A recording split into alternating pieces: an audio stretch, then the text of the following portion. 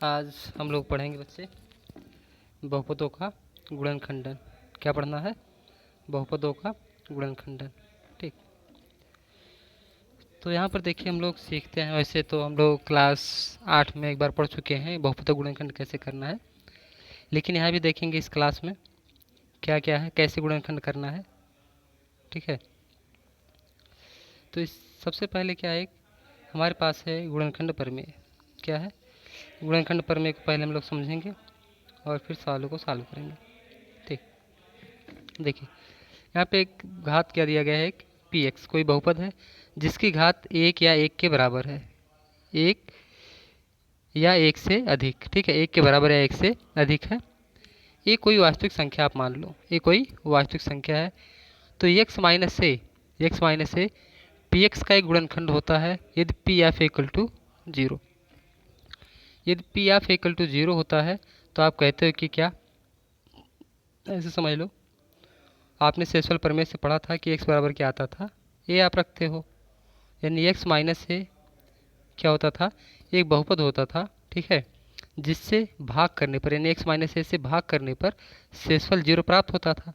तो यहाँ से हम लोग एक्स बराबर ए निकालते थे, फिर पी ए यानी एक्स का शून्य निकाला हमने जिसे भाग करना था। अब यहाँ से बहुपद पी ए पता कर लेते हैं हम लोग, जिसे पी एक्स दिया गया था आपको। अब पी ए पता कर लेते हैं, तो पी ए जीरो आ रहा है।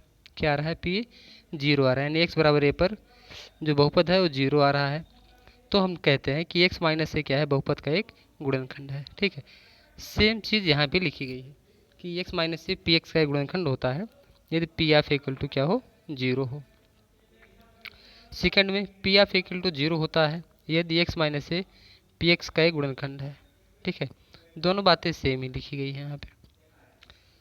अब यहाँ पे हम लोग सिद्ध नहीं करेंगे इसको। ठीक है, अब देखिए यहाँ पे जांच कीजिए कि क्या एक्स प्लस टू बहुपदों, एक बहुपद दिया गया आपको x cube plus three x square plus five x plus six, और एक बहुपद दिया गया है टू एक्स प्लस फोर का एक गुणनखंड है या नहीं।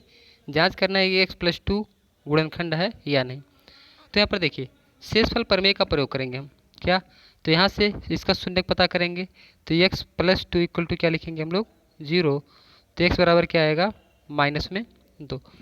अब एक्स बराबर माइनस दो आया है, तो हमें पता करना है कि एक्स प्लस दो बहुपद का शून्य है कि नहीं। तो एक्स बराबर यहाँ से माइनस दो आ गया है, तो पी माइनस टू पता कर लेंगे हम लोग। पी माइनस टू यहाँ पर रखेंगे और देख रहे हैं क्या आ रहा है, जीरो। किसके बराबर आ गया है सॉल्व करने पर, जीरो। यानी एक्स की जगह पे हम लोग माइनस दो रखेंगे, जहाँ जहाँ पे एक्स है माइनस दो रखेंगे और सॉल्व कर देंगे। यदि जीरो आ गया है, ठीक, P F two minus two zero आया है, तो हम कहेंगे एक्स प्लस टू बहुपद का एक गुणनखंड है। सेम इसी प्रकार से टू एक्स प्लस फोर के लिए भी चेक करेंगे हम लोग। खैर टू एक्स प्लस फोर के लिए भी शून्य को ही आएगा जो कि एक्स प्लस टू का है। कैसे? देखो बहुपद का शून्य क्या है, एक्स बराबर माइनस दो आया। अब यहाँ पे क्या आएगा, two X plus four equal to क्या है, आप जीरो करोगे तो टू एक्स बराबर कितना आया, माइनस में चार। तो एक्स बराबर कितना आएगा, माइनस में दो आएगा। चूँकि दो से चार कटेगा तो माइनस में दो बचा। ठीक है, दोनों का शून्य एक ही है। तो टू एक्स प्लस फोर भी क्या है, इसका एक गुणनखंड है, और यहाँ पे एक्स प्लस टू भी क्या एक गुणनखंड होगा। ठीक है, यानी ये इस बहुपद का भी गुणनखंड है और यही क्या है, इस बहुपद का भी क्या है, गुणनखंड है। यानी एक्स प्लस टू दोनों का गुणनखंड है, हम ये कहेंगे। ठीक, अब नेक्स्ट एग्जाम्पल देखते हैं हम लोग। क्या है, यदि एक्स माइनस वन, ठीक है, four x cube plus three x square minus four x plus के का एक गुणनखंड है, तो के का मान ज्ञात कीजिए। देखिए ऐसे में क्या करते हैं हम, गुणनखंड प्रमेय का प्रयोग कर लो या शेषफल प्रमेय का प्रयोग कर लो। ठीक है, यदि गुणनखंड होता है तो एक्स माइनस वन से भाग देने पर शेषफल क्या आएगा, जीरो आएगा। ठीक है, तो गुणनखंड और शेषफल प्रमेय दोनों का एक साथ यूज करेंगे यहाँ पे हम लोग। तो यह यहाँ से शून्य पता करेंगे, एक्स बराबर क्या आएगा, X minus one equal to zero. तो एक्स बराबर कितना आएगा, माइनस में वन। अब एक्स बराबर माइनस वन इस बहुपद में रखेंगे, यहाँ पे जो बहुपद दिया गया है, और यहाँ से के का मान निकाल लेंगे जीरो के बराबर करके। तो देखिए पी आप माइनस वन पता करेंगे हम, तो क्या आएगा, फोर इंटू माइनस वन की cube plus three into minus one का स्क्वायर। एक मिनट, माइनस वन नहीं प्लस है, ठीक, क्योंकि यहाँ से x बराबर क्या आएगा, +1 आएगा। x बराबर क्या आएगा, +1 आएगा।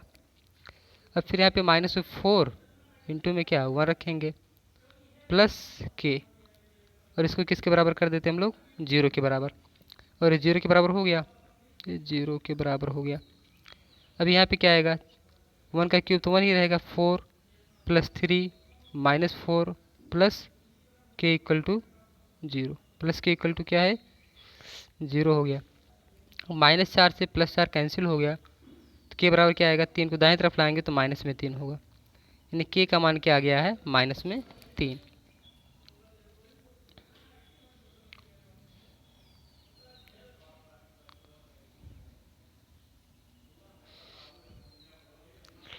k का मान कितना है बच्चे, यहाँ पे -3 आ गया है। ठीक है, k का मान कितना आया है, -3 सॉल्व करने पर।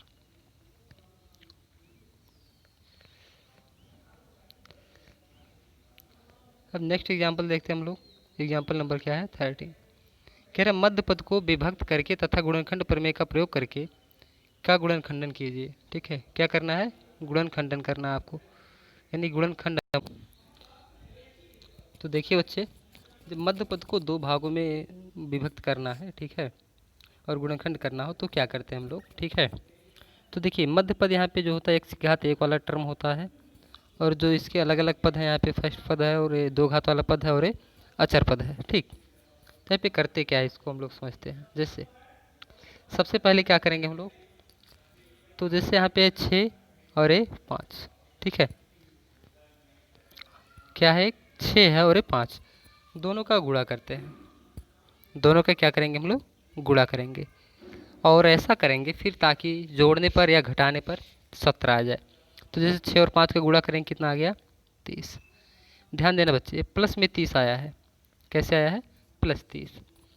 अब इसको 2 ऐसे भागों में हमें तोड़ना है कि जोड़ने पर या घटाने पर प्लस में 17 आ जाए। ठीक, देखिए गुणा करने पर +30 आए, गुणा करने पर +30 आए, तो +30 जोड़ गुणा करने पर कैसे आ सकता है, या तो आप दोनों प्लस प्लस गुणा करोगे तो +30 आएगा, या तो माइनस माइनस करोगे तो +30 आएगा। इसका मतलब यदि आप प्लस प्लस लेते हो तो जोड़ना पड़ेगा आपको, माइनस माइनस लेते हो तो भी आपको जोड़ना पड़ेगा।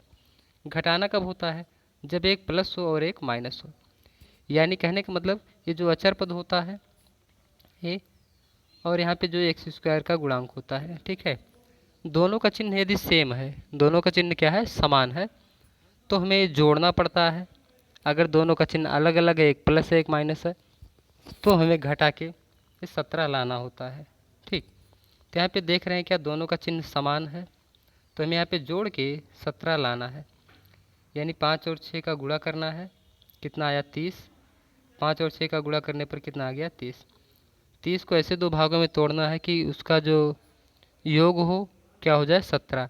तो आपको पता है 15 गुणे 2 होता है 30, 15 गुणे 2 30 होता है, और 15 2 क्या होता है, 17।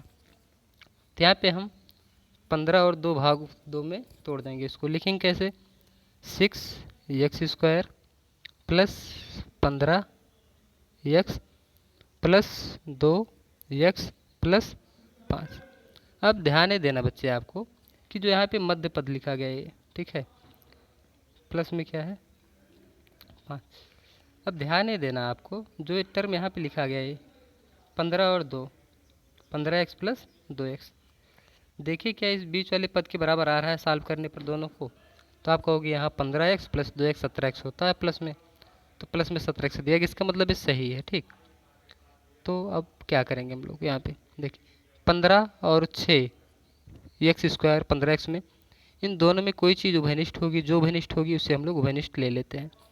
तो आप कहोगे 3 और x क्या है, 3x उभयनिष्ठ है, तो यहाँ पे 3 अगर कॉमन करेंगे यहाँ पे 2 बचेगा, और x कॉमन कर लेंगे तो केवल 1 x बचेगा, क्योंकि यहाँ पे x की घात कितनी है, 2 है। फिर प्लस, अब यहाँ पे 15 में से 3 कॉमन करेंगे तो 5 बचेगा, क्योंकि x को कॉमन कर लिया गया ऑलरेडी, तो x बचेगा नहीं, प्लस।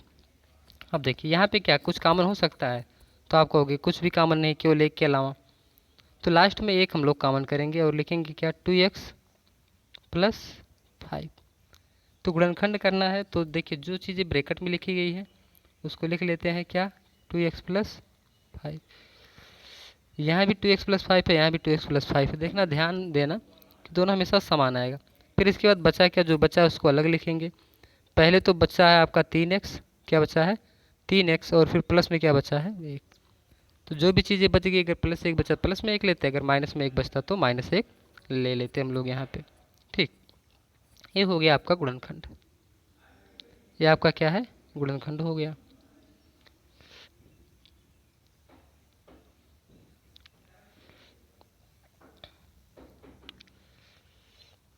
देखिए कह रहा है कि गुणनखंड प्रमेय की सहायता से दिया गया है 6x² प्लस, 1 मिनट, तो सॉल्यूशन दिया गया है। ठीक ठीक है, उसी क्वेश्चन का सॉल्यूशन है। ठीक है, गुणनखंड किया है तो उसको तो हमने पहले देख लिया ऑलरेडी। तो क्वेश्चन नंबर 14 देखते हैं। क्वेश्चन नंबर 14 कह रहा है y² - 5x + 6 के गुणनखंड कीजिए। तो पहले हमने क्या बातें आपको बताई है, इस बात को ध्यान देते हैं। हमने कहा कि आप 2 घात वाला पद और एक कांस्टेंट वाला पद, जबकि 2 घात का बहुपद, दोनों का गुणा कर लो आप लोग। तो जो चिन्ह होता है वो गुण चिन्ह के साथ में गुणा करते हैं, तो आएगा 6 करने 6। क्योंकि यहाँ पे y² के साथ में 1 है और यहाँ पे 6 के साथ में, तो 6 कांस्टेंट है ही, तो 6 करने 6। यानी कहने का मतलब ये है दोनों का चिन्ह समान है, इसका मतलब में जोड़ के 5 लाना है। 6 को ऐसे 2 भागों में तोड़ना है कि जोड़ने पर कितना आ जाए, 5 आ जाए। तो देखिए वहाँ पे हो सकता है कि माइनस माइनस में गुणा हो या प्लस प्लस का गुणा हो। तो आप देखोगे चूंकि जोड़ने पर तो माइनस आ रहा है, माइनस में 5y आ रहा है, तो इसका मतलब माइनस में 5 कब आएगा, जब दोनों चीज़ें माइनस में होंगी। तो यानी माइनस में 2 और माइनस में 3, -2 -3 का गुणा आएगा 6, चूँकि माइनस माइनस प्लस हो जाएगा, और जोड़ने पर -5 आ रहा है। यानी कि हम जो तोड़ेंगे इसको, मध्य पद को, -2 और -3 में तोड़ेंगे। कैसे तोड़ेंगे, -2 और -3 में। चलो तोड़ लेते हैं आप। तो यहाँ पे क्या आएगा, y² माइनस में 2x माइनस में 3x प्लस 6। देखिए अब 2x 3x को आप जैसे मर्जी आगे पीछे कहीं भी लिख सकते हो, उससे कोई समस्या नहीं है। अब फर्स्ट 2 टर्म में देखिए क्या कॉमन है, तो यहाँ से आप, 1 मिनट, ये y है, उससे ये y है 2y माइनस 3y प्लस 6। क्या है, 2y minus 3y minus plus 6 है। तो कॉमन क्या हो रहा है आप देख रहे हो, तो आप कहोगे y कॉमन हो रहा है, तो y -2 बचा है। क्या बचा है, y -2। अब माइनस में 3 कॉमन कर लेते हैं और y -2 बचेगा।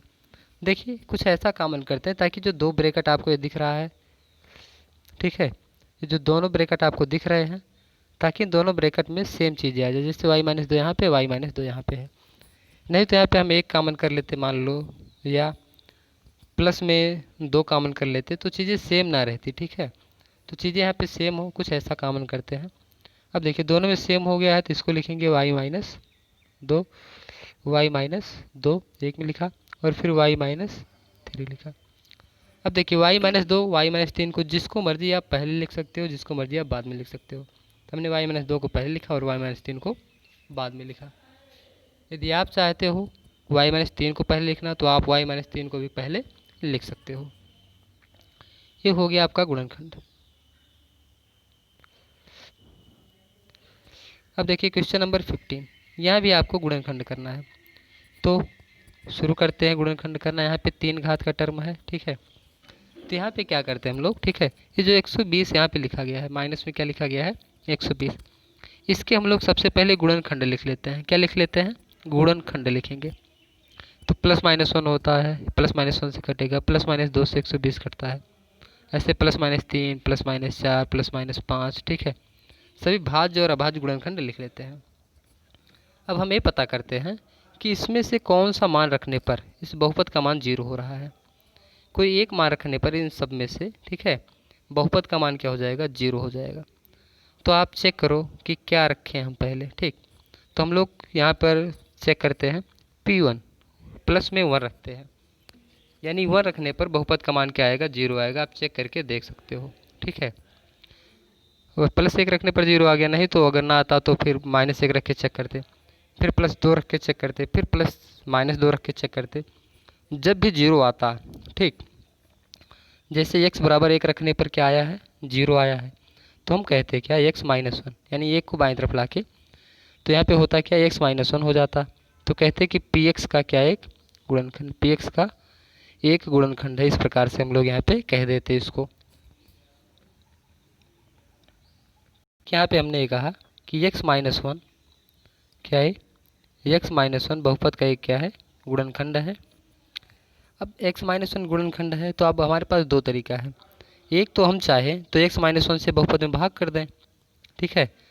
x-1 से जो बहुपद आपको दिया गया है, ठीक है, px, इसमें या तो भाग करें या तो कुछ ऐसा करें कि x-1 कॉमन होता चला जाए। क्या हो जाए, x-1 कॉमन होता चला जाए। तो कॉमन करते हैं यहाँ पे हम लोग x-1 पूरे में से, ठीक। अब देखिए कॉमन कैसे होगा, ठीक। तो यहाँ पे हम लोग देखते हैं कॉमन कैसे। देखिए बच्चे, यहाँ पे क्या आपका बहुपद है, x³ -23x² x³ -23x² plus 142x minus में क्या है, 120 है। तो यहाँ पे x-1 कॉमन करना है हमें। क्या करना है, x-1 कॉमन करना है। तो कैसे कॉमन करते हैं इस बात को हम लोग समझते हैं यहाँ पे, ठीक। इस बात को समझेंगे तो आप बहुपद एक बार देख लो क्या है, x³ माइनस में 23x² प्लस 142x माइनस में क्या है, 120। हमें x-1 कॉमन लेना है। क्या कॉमन लेना है, x-1।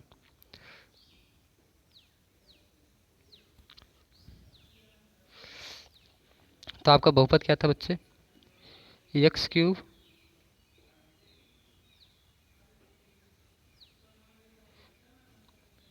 बहुपद क्या आपका, x³ माइनस में 23x² माइनस में 142 प्लस 142x माइनस में 120, ये आपका है बहुपद। तो देखिए x-1 कैसे कॉमन होगा, तो यहाँ पे x³ हम लोग लिखेंगे हमेशा। क्या लिखेंगे, x³ जैसे है इसको लिखेंगे।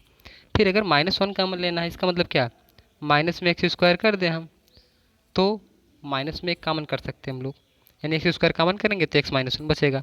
अब देखिए ये -x² हो गया, यहाँ पे चूँकि 23x² है माइनस में, तो इसका मतलब क्या, माइनस में 22x² और हो जाए तो हम कहेंगे क्या कि 22 और 1 23x² हो जाएगा। तो यहाँ पे बात तो बनी। अब देखिए यहाँ पे 22 है, तो यहाँ पे क्या करें, इसके आगे क्या लिखें ताकि x-1 कॉमन हो जाए। तो एक माइनस होगा तो एक प्लस होगा, तभी माइनस कॉमन कर पाएंगे, ताकि एक माइनस हो जाए एक प्लस हो जाए। तो यहाँ पे प्लस, यहाँ पे 22 ले लेते हैं हम लोग, 22x, कितना ले लिया है, 22x, इस वाले 142 में से। तो देखिए 142 में से अगर 22 ले लिया है तो बचा क्या, अभी 120 बचा है, 120x। अब इधर माइनस में क्या है, 120। अब देखिए प्रत्येक दो टर्म में आप कोई भी दो टर्म ले लीजिए, यहाँ पे इन दोनों को ले लो, इन दोनों को ले लो, आप इन दोनों को ले लो। तो यहाँ पे आप कुछ कॉमन करेंगे तो x-1 बचेगा। यहाँ पे जैसे x² आप कॉमन कर लो तो क्या बचेगा, x-1। कितना बच गया है, x-1। माइनस में 22x आप कॉमन कर लो, 22x कॉमन कर लो तो बचेगा क्या, यहाँ भी x-1 बचेगा। प्लस में 120 कॉमन कर लो तो क्या बचेगा, x-1। क्या बचेगा, x-1। अब देखिए x-1 सब में है तो x-1 को अलग लिख लेते हैं। अब बचा क्या, देखिए x-1 सब में था, यहाँ भी x-1, यहाँ भी x-1, यहाँ भी x-1, तो बचा क्या, पहले आपका x² बचा, माइनस में 22x बचा, प्लस में 120, 120 बचा है। अब देखिए जो यहाँ पे ये बचा है इसका गुणनखंड कर लेंगे हम लोग। क्या करेंगे, इसका गुणनखंड करेंगे और फिर दो भागों में तो बचेगा और x-1 भी साथ में रहेगा। अब हम लोग पहुँचते हैं सॉल्यूशन पे। उम्मीद है बात समझ में आई है कि कैसे कॉमन करते हैं। तो एक बार दोबारा समझ लेते हैं। जैसे हमें क्या करना है, x-1 कॉमन करना है। क्या कॉमन करना है, शुरुआत में देखेंगे x-1, x-1 हमें कॉमन करना है। तो सबसे पहले तो x³ हम लोग लिखेंगे, x³ के बाद कुछ ऐसा करें ताकि ऐसा कुछ लिखें ताकि x-1 ही कॉमन हो। तो हमें पता है अगर x² यहाँ पे लिख देते हैं माइनस में, तो x² अगर कॉमन करेंगे तो x-1 बच जाएगा, ठीक। अब चूंकि यहाँ पे हमारे पास 23x² है, कितना है 23x², तो ताकि गलत भी ना हो तो यहाँ पे क्या करेंगे हम लोग 22x² अपनी तरफ से लिखेंगे, ऐड करेंगे 22x² यहाँ से, जैसे यहाँ पे 22 है और एक 23, बात तो सही हो जाएंगी फिर। तो यहाँ पे 22 एक्स्ट्रा लिखेंगे हम लोग यहाँ से उठा के इसको, जो बचा है यहाँ पे, ठीक, x² के साथ में प्लस। अब देखिए यहाँ पे क्या कॉमन लिख दें हम इसके आगे, कि ताकि फिर x-1 कॉमन हो जाए। तो आप कहोगे कि 22x लिख देते हैं, तो 22x जब कॉमन करेंगे माइनस में, तो यहाँ पे x, यहाँ पे माइनस में 1 बच जाएगा, तो लिख दिया 22। और 22 लिया कहाँ से हमने, 142 से लिया है 22। अब 142 से 122 लिया है, तो बचा क्या है यहाँ पे 120 बचा है, तो 120 यहाँ पे बच गया, और माइनस में 120 ऑलरेडी यहाँ पे है। अब प्रत्येक दो टर्म से आप कुछ कॉमन करो ताकि x-1 बचता चला जाए। तो यहाँ पे 120 कॉमन कर लिया, यहाँ पे माइनस में 22x कॉमन कर लिया है, यहाँ पे x² कॉमन किया है, तो x-1 बच गया। अब x-1 को अलग लिख लेंगे और सभी चीज़ों को अलग लिख लेते हैं। अब देखते हैं हम लोग सोल्यूशन। अब देखिए बच्चे, यहाँ तक हमने कर लिया है, ठीक, x-1 कॉमन कर लिया है, तो आपका बच गया है x² माइनस में 22x और प्लस में 120 बचा है। अब इसके गुणनखंड करना आता ही है आपको, ठीक है, यानी इस वाले भाग का आप गुणनखंड कर सकते हो। गुणनखंड करोगे तो देखिए आया क्या, x² माइनस में 10 और 12 में तोड़ेंगे इसको, 12 दहा में 120 और 12 10 कितना होता है 22 होता है। तो तोड़ा तो इन दोनों में से फर्स्ट टू टर्म से कॉमन किया, क्या x कॉमन किया तो x-12 बचा। यहाँ से 10 कॉमन करेंगे माइनस में तो x-12, यानी x-10 और x-12। तो आप देख रहे हो क्या, हमें बहुपद का गुणनखंड करना था, x- पहले ऑलरेडी आ गया था आपका, फिर x-10 और x-12 आपका आ गया है, तो ये आपका हो गया गुणनखंड, ठीक है। तो उम्मीद है शेषफल प्रमेय से गुण, जब भी कभी दो घात से अधिक की आपको बहुपद दिखेगी तो आप हमेशा शेषफल प्रमेय का प्रयोग करोगे, ठीक। दो घात से अधिक का बहुपद दिखेगा तो गुणनखंड करने के लिए क्या करोगे आप, शेषफल प्रमेय का प्रयोग करोगे।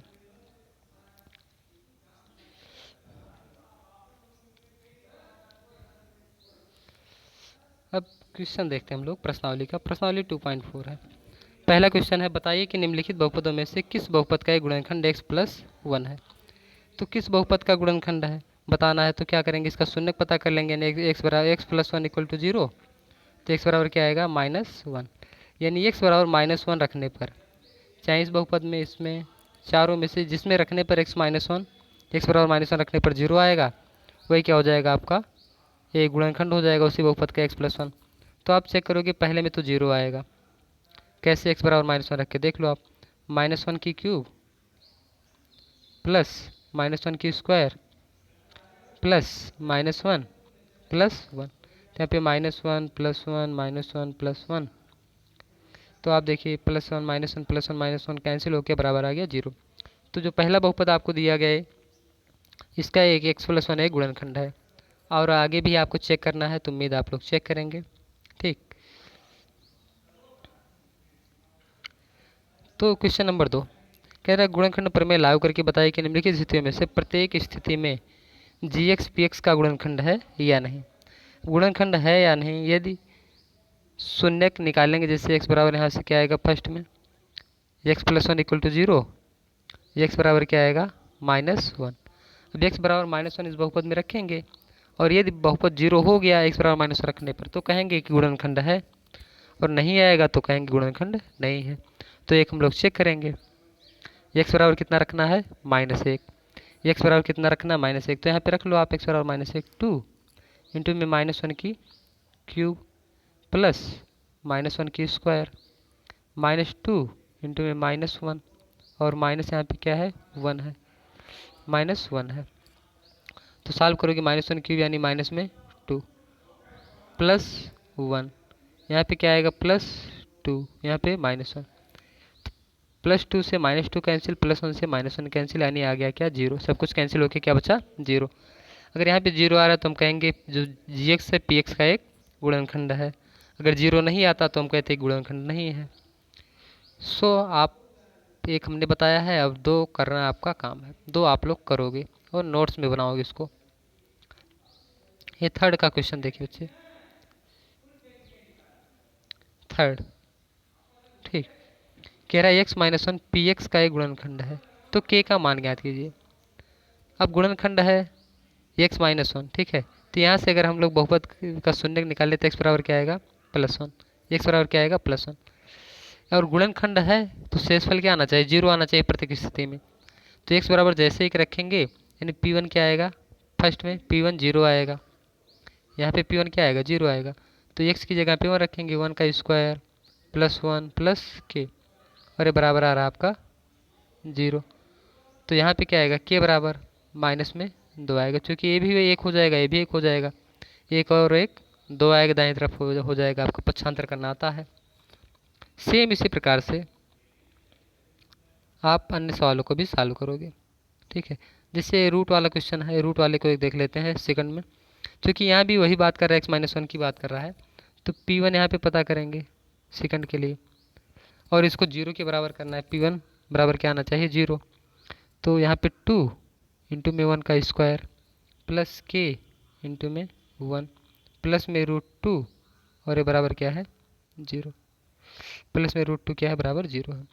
अब यहाँ पे 2 हो गया प्लस k हो गया प्लस रूट 2 बराबर जीरो, तो k बराबर क्या आएगा, सबको दाएं तरफ ले जाओ, माइनस में 2 माइनस में रूट 2, ये आपका हो गया आंसर।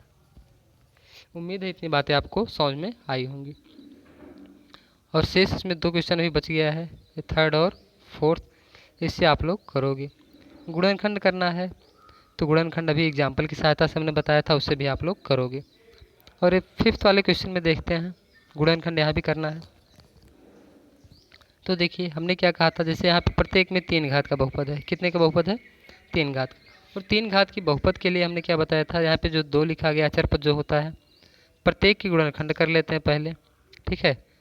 प्रत्येक क्या लिखते हैं गुणनखंड लिखते हैं, और देखते हैं कब इसका मान जीरो होगा, कब बहुपद का मान जीरो होगा, कि x के कौन से मान पर, ठीक है, x के कौन सा मान पर बहुपद का मान क्या होगा जीरो होगा।